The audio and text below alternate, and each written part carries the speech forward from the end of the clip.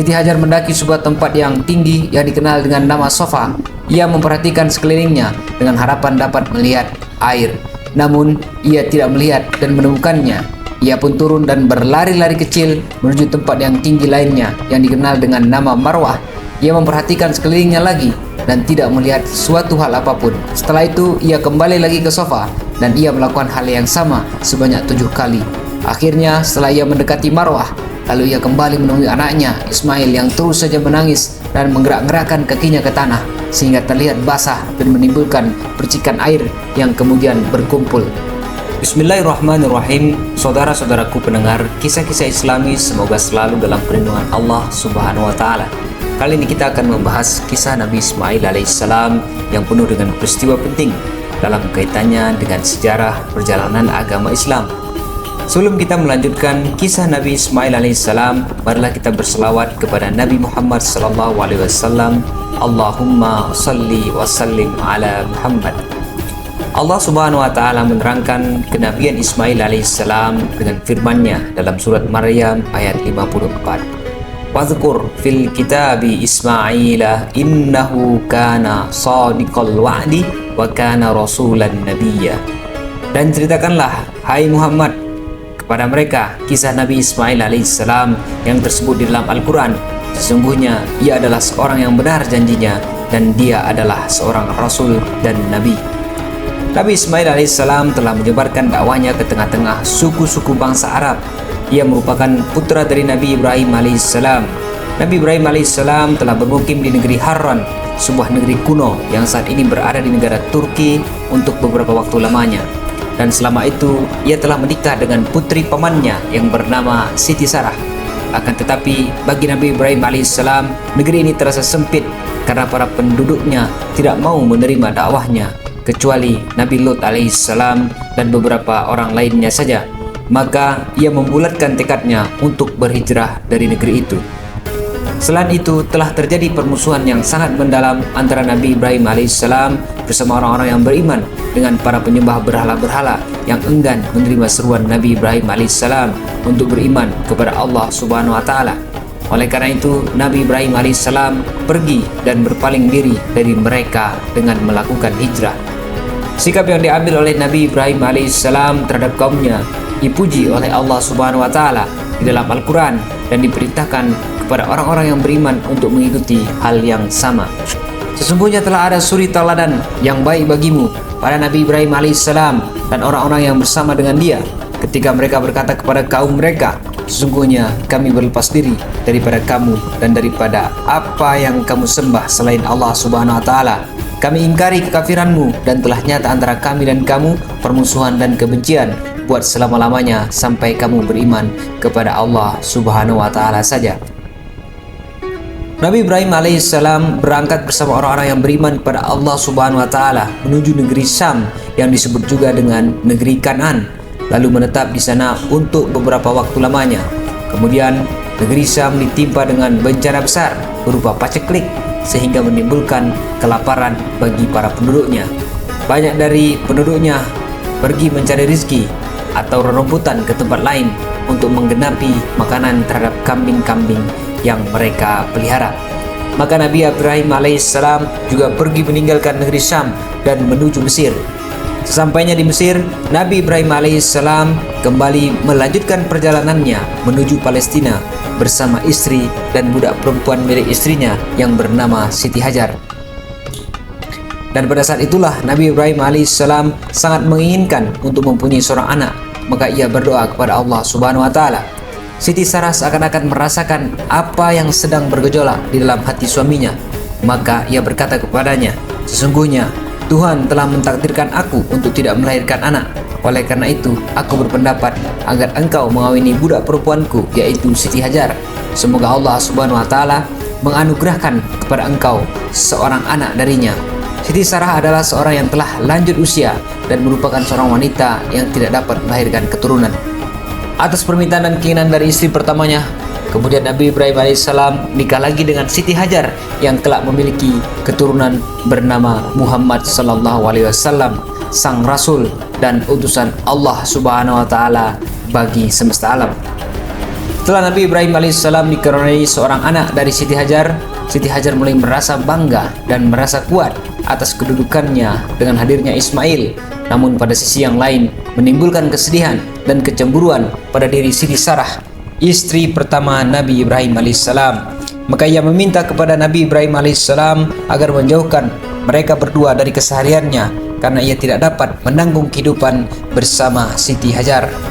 Kemudian Nabi Ibrahim alaihissalam memperkenankan permintaan Siti Sarah itu karena perintah dari Tuhannya.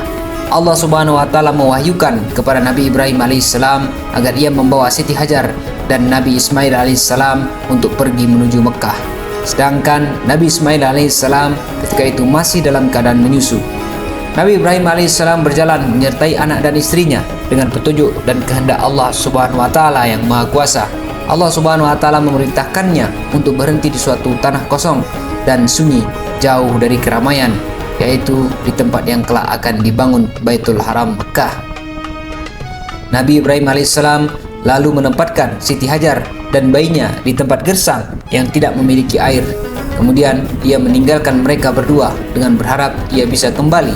Siti Hajar mengikutinya karena cintanya kepada Nabi Ibrahim alaihissalam, seraya berkata, "Kemana engkau akan pergi? Dan untuk siapa engkau pergi meninggalkan kami di lembah yang gersang dan mengerikan ini?" Perkataan ini terus-menerus diucapkannya untuk meminta belas kasihannya, sedangkan Nabi Ibrahim alaihissalam terus saja berjalan. Ketika itu berkatalah Siti Hajar, "Allahkah yang memerintahmu untuk melakukan hal ini?" Nabi Ibrahim alaihissalam berkata, "Benar." Siti Hajar berkata, "Kalau demikian maka Allah Subhanahu wa taala tidak akan menyia-nyiakan kami." Lalu Nabi Ibrahim alaihissalam berangkat melanjutkan perjalanan dengan hati yang penuh perasaan iba karena berpisah dengan anak dan istrinya. Akan tetapi kehendak Allah Subhanahu wa taala telah mengalahkan kehendaknya sebagai makhluk, maka ia pun menyerahkan diri kepada Tuhan dengan harapan ia bisa kembali lagi. Siti Hajar mentaati perintah Allah Subhanahu wa taala. Lalu ia bersabar dan berdiam memakan bekal dan minum air yang ditinggalkan oleh suaminya untuk mereka berdua hingga air itu habis dan mereka merasakan kehausan yang sangat luar biasa. Siti Hajar pun melihat anaknya Ismail berguling-guling kehausan sehingga ia tidak tahan lagi menyaksikan pemandangan yang memilukan ini. Kemudian ia bangkit berjalan dengan wajah penuh kebingungan, lari ke sana kemari untuk mencari pertolongan hingga hampir-hampir hilang kesadaran. Siti Hajar mendaki sebuah tempat yang tinggi yang dikenal dengan nama Sofa. Ia memperhatikan sekelilingnya dengan harapan dapat melihat air. Namun ia tidak melihat dan menemukannya. Ia pun turun dan berlari-lari kecil menuju tempat yang tinggi lainnya yang dikenal dengan nama Marwah. Ia memperhatikan sekelilingnya lagi dan tidak melihat suatu hal apapun. Setelah itu ia kembali lagi ke Sofa dan ia melakukan hal yang sama sebanyak 7 kali. Akhirnya setelah ia mendekati Marwah, lalu ia kembali menemui anaknya Ismail yang terus saja menangis dan menggerak-gerakkan kakinya ke tanah sehingga terlihat basah dan menimbulkan percikan air yang kemudian berkumpul. Maka air itu menjadi sumber mata air yang menarik kawanan burung hadir padanya. Ketika itu suku Jurhum berjalan di dekat tempat itu. Mereka melihat burung yang sedang terbang di sekitarnya. Lalu mereka bertanya-tanya, "Sesungguhnya burung ini pasti terbang di atas sumber air. Apakah kalian mengetahui bahwa di lembah ini terdapat sumber air?" Mereka berkata, "Tidak." Kemudian mereka mengutus salah seorang di antara mereka untuk memeriksa wilayah itu. Maka kembalilah utusan itu kepada mereka sambil membawa kabar gembira tentang adanya sumber air. Setelah itu datanglah mereka kepada Siti Hajar dan berkata, "Jika kamu menghendaki kami bersamamu, pastilah kami akan membuatmu senang, dan air ini adalah airmu." Siti Hajar pun menerima mereka dengan senang hati. Maka mereka pun mendirikan perkampungan di sekelilingnya hingga Ismail tumbuh menjadi seorang pemuda dan menikah dengan seorang wanita dari suku Jurhum itu. Nabi Ibrahim alaihissalam meninggalkan anaknya Nabi Ismail alaihissalam di Makkah. Namun demikian Nabi Ibrahim alaihissalam tidak pernah melupakannya atau melalaikannya. Bahkan ia sering pergi ke Makkah untuk menjenguk putranya. Pada salah satu kesempatan menjenguk, Nabi Ibrahim alaihissalam bermimpi bahwa Allah Subhanahu wa taala memerintahkan untuk menyembelih anaknya. Hal itu dikuatkan dengan wahyu yang datang dari Allah Subhanahu wa taala. Oleh karena itu, Nabi Ibrahim alaihissalam bertekad untuk melaksanakan perintah Allah Subhanahu wa taala itu. Maka tatkala Nabi Ibrahim alaihissalam tumbuh berkembang, hingga sampai pada umur sanggup berusaha dan bekerja bersamanya, Nabi Ibrahim alaihissalam melihat di dalam mimpinya bahwa Allah Subhanahu wa taala memerintahkan untuk menyembelih Nabi Ismail alaihissalam yang merupakan anak satu-satunya. Nabi Ibrahim alaihissalam mengemukakan perkara ini kepada anaknya untuk menguji keimanannya dan agar hal itu menjadi lebih baik bagi hatinya dan lebih mudah atasnya daripada menyembelihnya secara paksa. Nabi Ismail alaihissalam menjawab, "Wahai ayahku, lakukanlah apa yang diperintahkan Allah Subhanahu wa taala kepadamu, dan insya Allah kamu akan mendapatiku termasuk orang-orang yang sabar dan ridho dengan kehendak Allah Subhanahu wa taala." Tatkala keduanya telah berserah diri kepada Allah Subhanahu wa taala dan telah membulatkan tekadnya untuk melaksanakan perintahnya, maka Nabi Ibrahim alaihissalam membaringkan anaknya ke atas wajahnya untuk menyembelihnya dari belakang kepala agar wajahnya tidak menyaksikan peristiwa penyembelihan itu dilakukan. Dan Nabi Ibrahim alaihissalam menggoreskan pisau ke atas tengkuk putranya, namun pisau itu tidak memotongnya. Ketika itu Allah Subhanahu wa taala menyerunya, "Hai Ibrahim, berhentilah dari menyembelih anakmu. Sesungguhnya kamu telah mencapai maksud dari ujianmu, dan kami telah mendapatkan padamu ketaatan dan kesegeraan untuk melakukan perintah Tuhanmu. Maka sesungguhnya ini adalah ujian yang besar lagi nyata dalam menguji keimananmu. Maka kamu termasuk orang-orang yang menang. Maka ambillah kambing ini dan sembelihlah sebagai pengganti putramu." Al-Quran menerangkan bahwa yang disembelih itu adalah Ismail. Kemudian Allah Subhanahu wa taala memberi kabar gembira kepada Nabi Ibrahim alaihissalam dengan kelahiran seorang anak yang lain yang bernama Ishak. Pada suatu hari Nabi Ibrahim alaihissalam tiba di Mekah, lalu ia mendatangi rumah Nabi Ismail alaihissalam, kan tetapi ia tidak mendapatkannya. Ia hanya bertemu istrinya yang justru tidak mengenalinya. Kemudian Nabi Ibrahim alaihissalam bertanya kepadanya tentang Nabi Ismail alaihissalam. Istrinya memberitahukan bahwa suaminya sedang pergi berburu. Lalu bertanya tentang keadaan mereka. Istrinya berkata, "Kami berada di dalam kesulitan dan kesempitan." Dan ia mengadukan keadaannya yang buruk kepada Nabi Ibrahim alaihissalam. Ia pun bertanya, "Apakah kamu mempunyai makanan dan minuman?" Istrinya berkata, "Aku tidak punya dan aku dalam kondisi yang tidak baik-baik saja." Jawaban dari istri Nabi Ismail alaihissalam ini justru tidak mengenakan bagi Nabi Ibrahim alaihissalam, karena ia melihat ketidakridoan dengan apa yang telah Allah Subhanahu wa taala berikan kepadanya. Ia merasakan kekikiran yang mendorongnya untuk tidak menghormati orang yang datang kepadanya. Maka Nabi Ibrahim alaihissalam berkata kepadanya, "Jika datang suamimu, sampaikanlah salamku kepadanya dan katakan padanya agar ia merubah ambang pintunya." Setelah Nabi Ibrahim alaihissalam berangkat, datanglah Nabi Ismail alaihissalam dengan membawa hasil buruannya. Nabi Ismail alaihissalam berkata, "Apakah ada seseorang yang datang kepadamu?" Istrinya berkata, "Ya, telah datang kepadaku seorang kakek, dan ia menerangkan dan memintaku untuk mengatakan kepadamu agar kamu merubah ambang pintumu." Nabi Ismail alaihissalam berkata, "Dia adalah ayahku. Sesungguhnya ia telah menyuruhku untuk menceraikanmu. Maka kembalilah kepada keluargamu." Lalu Nabi Ismail alaihissalam menceraikan istrinya dan menikah dengan perempuan yang lain. Kemudian di lain kesempatan Nabi Ibrahim alaihissalam kembali lagi datang untuk menemui Nabi Ismail alaihissalam, dan hal yang sama justru terjadi lagi. Ia tidak bertemu dengan putranya, ia hanya bertemu dengan istrinya yang baru yang telah menyambutnya dengan senang hati. Nabi Ibrahim alaihissalam bertanya, "Apakah kamu mempunyai makanan?" Istrinya menjawab, "Ya, kami memiliki jamuan yang bisa untuk dimakan." Maka istrinya menjamu dan menghormati tamunya itu. Kemudian Nabi Ibrahim alaihissalam bertanya lagi tentang keadaan mereka. Istrinya menjawab, "Kami dalam keadaan baik dan lapang." Lalu ia memuji syukur kepada Allah Subhanahu wa taala. Nabi Ibrahim alaihissalam berpesan kepadanya, "Jika datang suamimu nanti, sampaikanlah salamku kepadanya dan katakanlah kepadanya agar ia meneguhkan ambang pintunya." Setelah itu Nabi Ibrahim alaihissalam pergi meninggalkan istri Nabi Ismail alaihissalam. Lalu Nabi Ismail alaihissalam kembali ke rumahnya pada waktu sore. Kemudian istrinya memberitahukan kepada suaminya tentang kedatangan seorang kakek pada waktu kepergiannya. Lalu ia menggambarkan keadaan kakek itu dan memberitahukan wasiatnya untuknya. Maka berkatalah Nabi Ismail alaihissalam kepada istrinya, "Sesungguhnya dia adalah ayahku. Dia telah menyuruhku untuk menjagamu dan tidak menceraikanmu." Maka Nabi Ismail alaihissalam tetap tinggal bersamanya selama hidupnya, dan jadilah istrinya itu ibu dari anak-anaknya. Demikianlah Nabi Ibrahim alaihissalam jauh berpisah dengan anaknya dalam masa yang cukup lama. Kemudian datanglah kepadanya perintah yang sangat mulia. Allah Subhanahu wa taala telah memerintahkan untuk membangun Ka'bah di Mekah agar menjadi rumah untuk beribadah kepada Allah Subhanahu wa taala.